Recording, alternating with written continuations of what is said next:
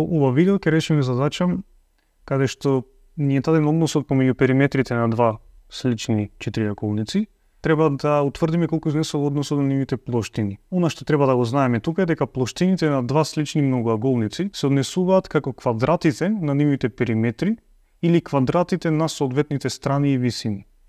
Тоа може да го запишеме тука како општо правило P спрема P1. Да кажеме P е плоштината на првиот многоаголник, општо многоаголник, се однесува како квадратите на нивните периметри или квадратите на нивните страни, или дополнително важи висините, нивните висини. Тука, ако знаеме дека односот на нивните периметри е 3 спрема 4, од тука знаеме дека односот на нивните плоштини ќе биде 3 на квадрат спрема 4 на квадрат или 9 спрема 16.